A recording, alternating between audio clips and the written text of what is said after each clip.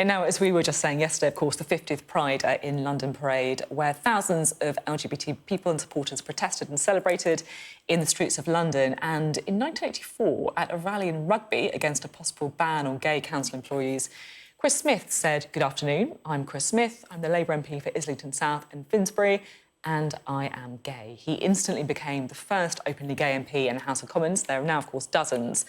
In a further landmark moment, he also became the first openly gay member of the Cabinet.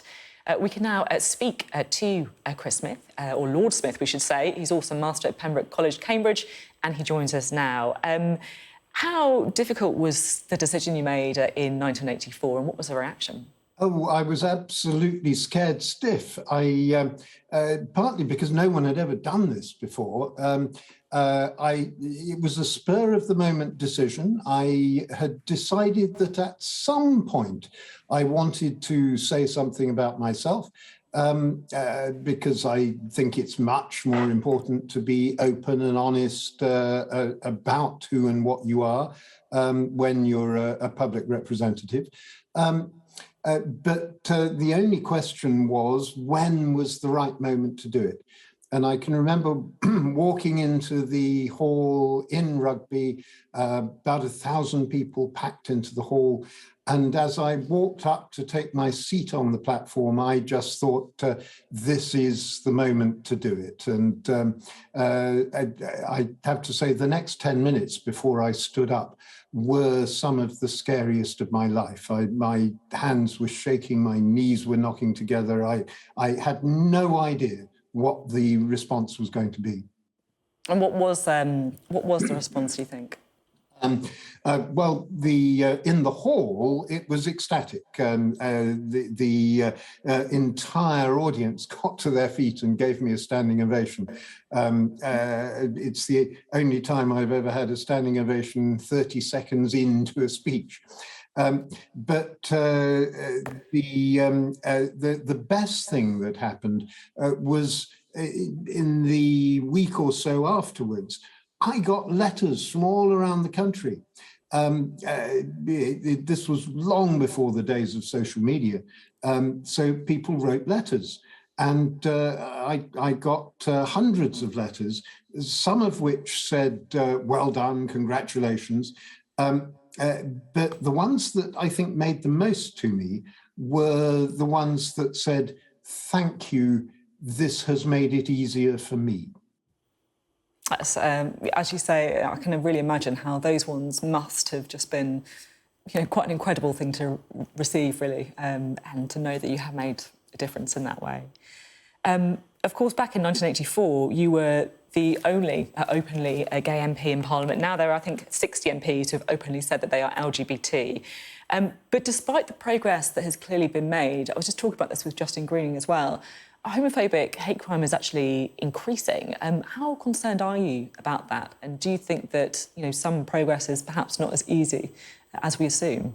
I'm very concerned about the bullying that goes on in schools, the abuse that people get, the homophobic hate crime that has been happening. We have only to think, for example, about the Stephen Port case to know that there is still a serious problem out there.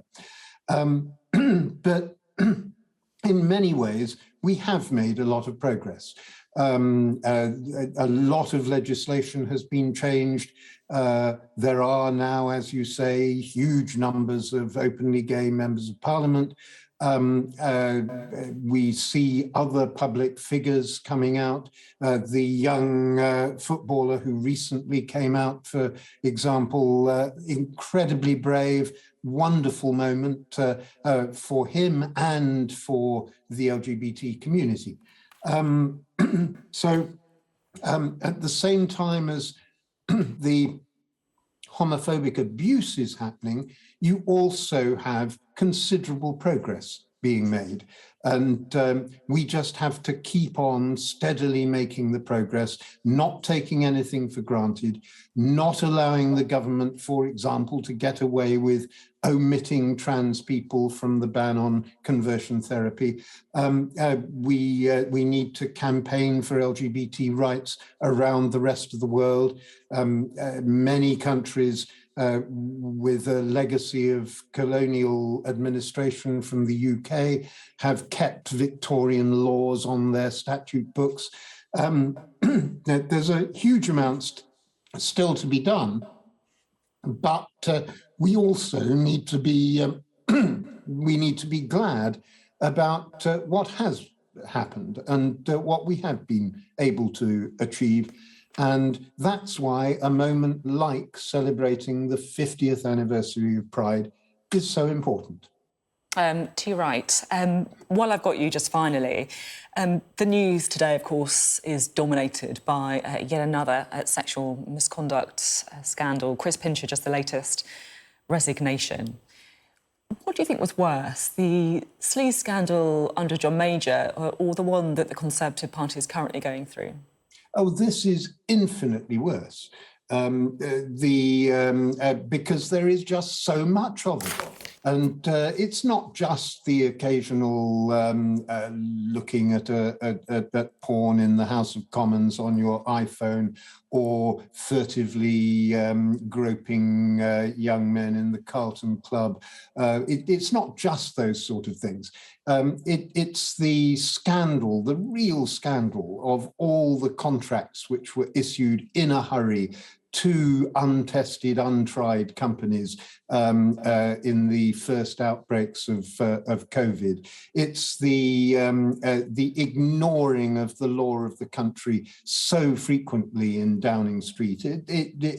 There's a whole litany of stuff. It is infinitely worse than it was before. Infinitely worse. There you go. Thank you so much for coming on the programme. It was lovely to hear your story about what happened when you first decided to come out. So thank you so much. Thank you very much.